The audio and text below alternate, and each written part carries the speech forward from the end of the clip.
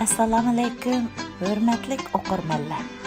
Tim Hortonda ishlagan ayol nomli bu povest bir to'qilma adabiy asar bo'lib, hech kimning reallikdagi hayot hikoyasi emas. Avtor bu asar orqali vatanidan ayrilib, Kanadaga ko'chman bo'lgan Uyg'urlarning o'zi bilmaydigan Yiroq, Shimoliy Amerika qit'asiga kelib joylashish ahvollari, inglizcha o'qish va ish tepish jarayonida duch kelgan qiyinchiliklari, ona vatanining seg'inishlarini sinoq tariqasida yezib, kelajak avlodlarga qoldirib qo'yish maqsadida qo'lga qalam olgan. Uyg'urlarning chet ellardagi hayot kechmishlari haqida ko'plagan asarlar maydonga kelsin. Bu asar xuddi Nyu-Yorkdagi Beyjingliklar degan asarga o'xshash, Kanadadagi Sharq Turkistonlik Uyg'urlar degan mavzu ostida kelajakda yoziladigan adabiy asarlarimning sinoq nusxasi.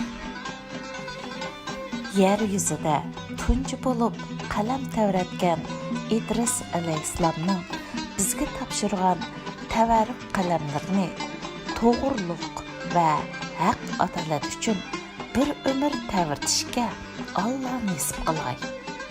Kurashlar ichidagi eng sarxil kurash qalam kurshidir. Bugunimiz haqida qalam tavratish avlodlarimizning kelajakning tarixini yaxshi yozish uchundir. Qalbimizda armonlar va planlar ko'p. Allah ashu armonlar yo'lida qalamlarimizni ching va mustahkam tutishga nasib qilg'ay. Agar Kanadaga kelish nasib bo'lib qolsa, otayidan Tim Hortonga kirib qahvasini ichib qo'ying va Uyg'ur ayollarining o'zi bilmaydigan yot bir davlatlarda igilik tiklash yo'lida izlanganligini xotirlab qo'ying. Men bu asrim orqali Washingtonda, Nyu-Yorkda, İstanbulda, Amsterdamda, Munixda, Jenvada, Osloda, Sidneyda, Adelaide'da yashayotgan Uyg'urlarning turmushi aks ettirilgan asarlarning ko'plab maydonga kelishiga jasorat bermoqchiman.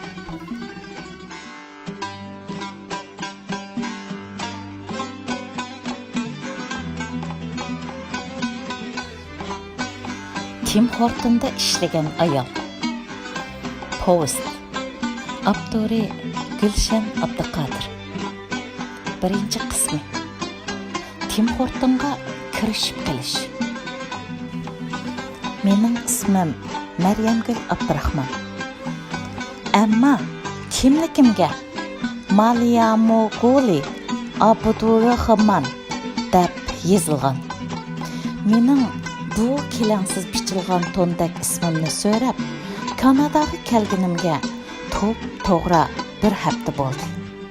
Mening milliy kimligim jihatda yotlar tarafidan ustimga ortib qo'yilgan yuklar bakchiq. Tashlab etishga qancha tirishsammi, tashlab etolmayapman. Bu jihatda men xuddi dumbisida hayoti bo'yicha bir nimalarni ko'tarib yuradigan, uni ozdab tabiatshunoslar tarafidan kuzatish asbobi o'rinlashtirilib dengizga tashlab etilgan toshbaqqa o'xshaydi. Bu Pioralning tozimi jondan o'tkadak ochiq sovuq kunlari edi. Men qorni va sovuqni yaxshi ko'raman. Qor ko'rib, sovuq ko'rib cho'ng bo'lgan kishilar qaysar, mard va mardona bo'ladi. Xuddi menga o'xshash. O'zini maqtavatidi deb kulmanglar. Allah mard va mardona odamlarga dunyoning narda bo'lsin, u yaxshi ko'radigan narsalarni berdi. Men tug'ilgan ashi xilvat shahardimi qor ko'p yog'adi ham qattiq sovuq bo'ladi. Kanadadimi shundoq ekan. Undoq bo'lishi Kanada bilan mening ona shahrimning o'xshash bir meridian siziqiga to'g'ri kelganligidan bo'lsa kerak.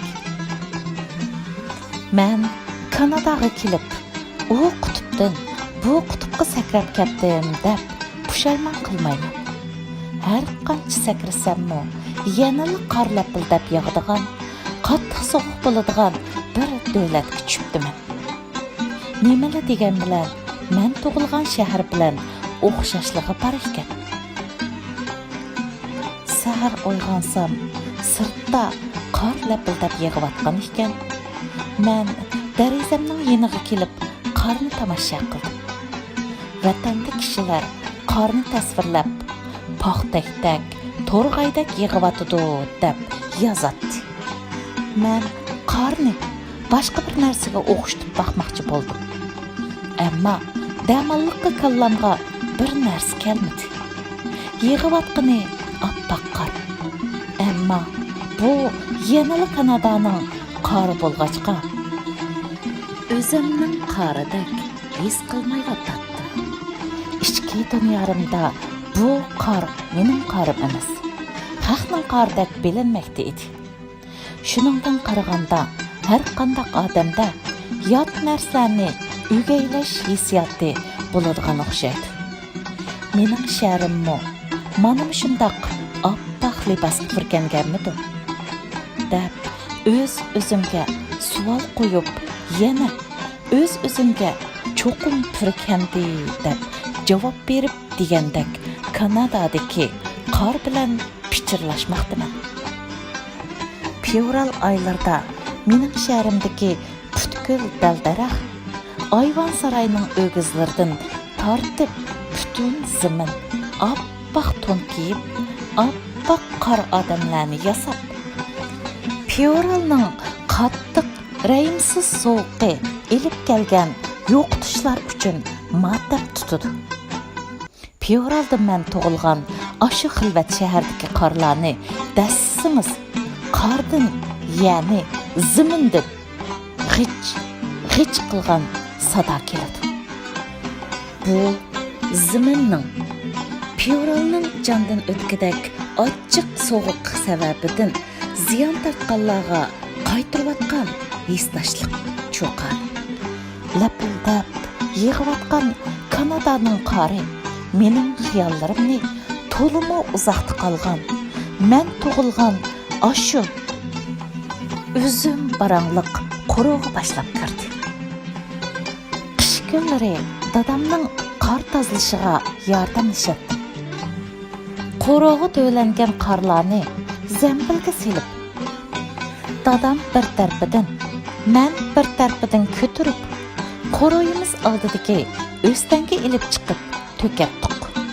Shundaq chog'larda dadam meni o'g'il boladek qizimda, "Hey, o'g'il bola bo'lib qolgan bo'lsang, jiq ishlarni qilatding" deb maqtaydi.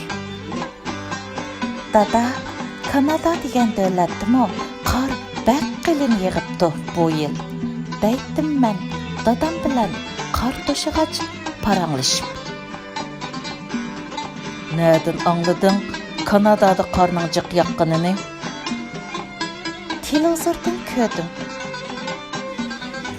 Voy bechoralar. Ularmi bizdek qor tozlaydigan jafokashlar ekanda amsa? Degan edi dadam qorni supurgach. Ya, ular qorni asosan tuz chechib eritib etadigan.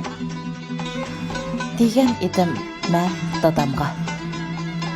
Men Kanadaning Toronto shahriga joylashgan oyliqini $1200 ijaraga olgan bu binoning 3-qavatidagi uyimning darisidan pastga qardim. Yanala hamma odamning qo'lida Tim Horton degan xat yozilgan. Ba'zilarining qisqa, ba'zilarining o'tirhol, ba'zilarining tazimo uzun tura kelgan, og'zi mahkam etilgan karton qog'ozda yasalgan bir stakanni ko'tarib olganliklarini ko'rdim. Men bu manzarni Torontoga kelgan tunji kuni Aydorimdan uyga kelgichi bo'lgan jarayondimi, sirtda savdo setiqqa chiqqandimi, magazin va yo'llardimi ko'p uchratgan va bu nima ishdi deb hayron bo'lgan edim. Men uyimning darasidan pastga tikilib xeyligacha qarab turdim. Va bu ingliz degan haq so'rangmi nima? Jang sovuqda qo'lini yanchiqqa solmay, nimishqa karton stakan ko'tarib oladigandu dedim ichim.